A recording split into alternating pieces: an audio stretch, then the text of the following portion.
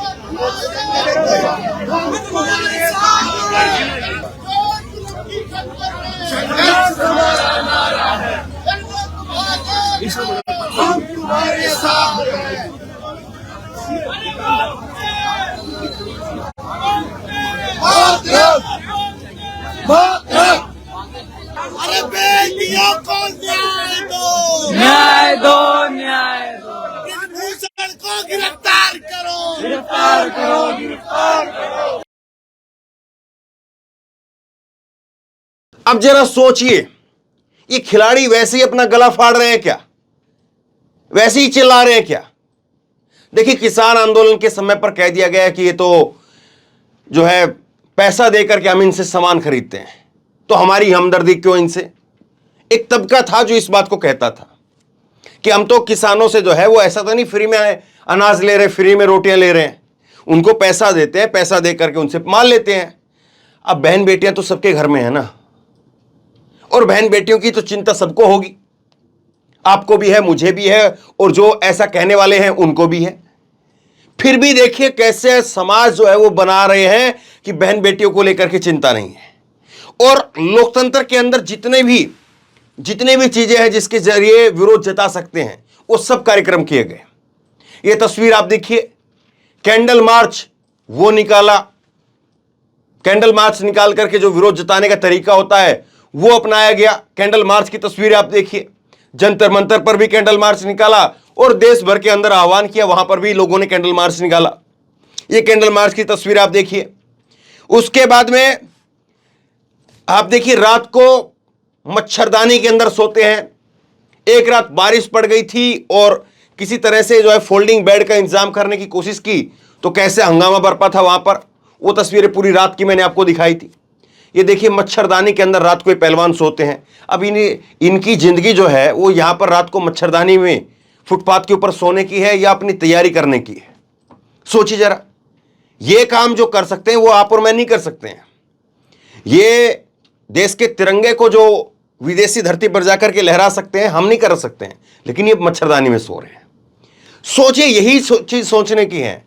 प्रधानमंत्री नरेंद्र मोदी जो है वो कब तक आखिरकार अपनी चुप्पी इस पर साधे रहेंगे। सत्यपाल मलिक वो पहुंचे आज यहां पर, और चौधरी बीरेंद्र सिंह जो हरियाणा से आते हैं, बीजेपी के नेता है, वो भी पहुंचे यहां पर। लेकिन बीजेपी में एक 99% तबका ऐसा है जो साइलेंट है। इन महिला पहलवानों ने अभी हाल के अंदर स्मृति ईरानी और तमाम जो महिला सांसद हैं बीजेपी की, उनको लेटर भी लिखा। ये लेटर आप देखिए। अब बताइए और क्या करें ये लोग? लोकतंत्र के अंदर तो यही तरीके होते हैं। अब देखिए फिर जब लोग बड़ी संख्या में आते हैं तो वहां पर कैसे बैरिकेटिंग लगा करके लोगों को रोका जाता है, फिर बैरिकेड को तोड़ना पड़ता है। ये तस्वीर आप देखिए। क्या करें लोग? कैसे भी करके लोगों को नहीं पहुंचने देते हैं, बैरिकेड जो है वो लगा देते हैं और बैरिकेड को फिर तोड़ करके किसानों को आना पड़ता है। और जब बैरिकेड तोड़ दिए जाते हैं तो रात को वेल्डिंग होती है। ये देखिए कैसे वेल्डिंग की जो है वो रातों रात करके पूरा सील कर दिया जाता है जंतर मंतर को, ताकि लोग नहीं आए। अब जो है समस्या यही है। अब दूसरी एक ये तस्वीर देखिए, ब्लैक डे मनाया, पूरा ब्लैक रिबन जो है वो माथे पर कंधे पर अपना ब्लैक रिबन बांधा और कहा कि हम ब्लैक डे मना रहे हैं। लोकतंत्र के अंदर और क्या प्रक्रिया हो सकती है? कोई ना ऐसा दिन ना आए कि आपकी और हमारी बहन बेटी को अगर इस तरह की कोई प्रक्रिया जो इनके साथ में हुई है उससे गुजरना पड़े। देश में कितने लोग ऐसे होंगे जो इतना कर पाएंगे और कितने लोग ऐसे होंगे जिनके साथ में इतने लोग खड़े हो पाएंगे? सोचिए जरा इस बात को। लेकिन ना जाने क्यों कैसे क्या चीजें हो रही हैं। अब सवाल जो है वो ये है कि नरेंद्र मोदी का सलाहकार ना जाने कौन है जो उनको बार बार हरवाना चाहता है।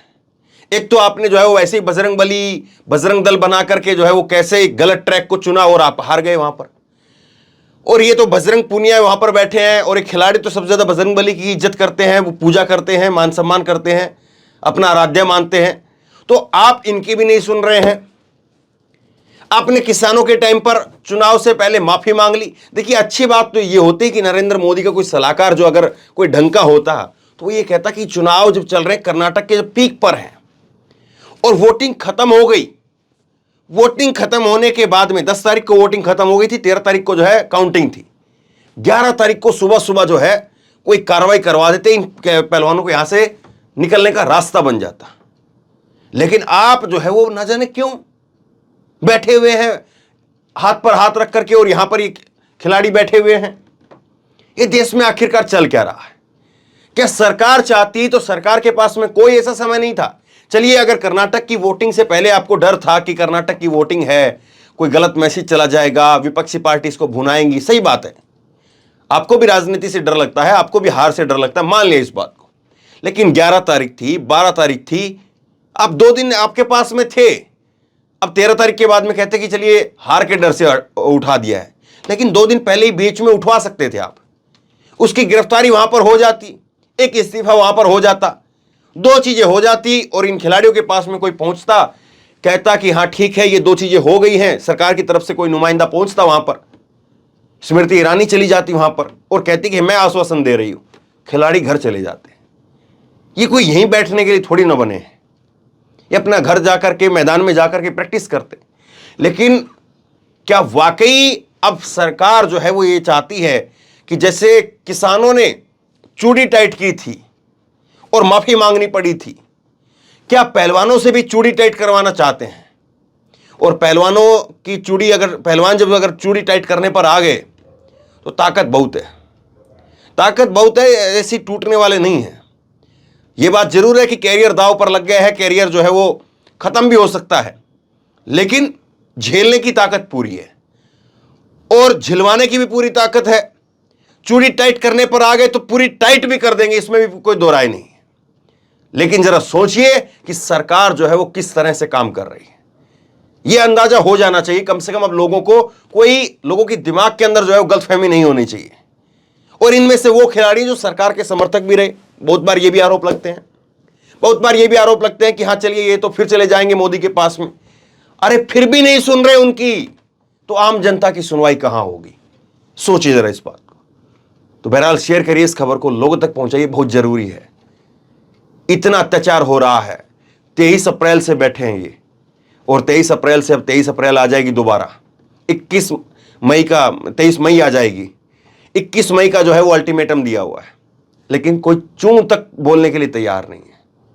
शेयर करिए इस खबर को, आप क्या सोचते हैं नीचे कमेंट बॉक्स में लिख करके जरूर बताइए, और इसी तरह की तमाम खबरों के लिए ऑनलाइन न्यूज इंडिया को सब्सक्राइब कीजिए। धन्यवाद। इस खबर को अभी लाइक करें, शेयर करें, अभी चैनल को सब्सक्राइब करें और घंटी जरूर दबाएं।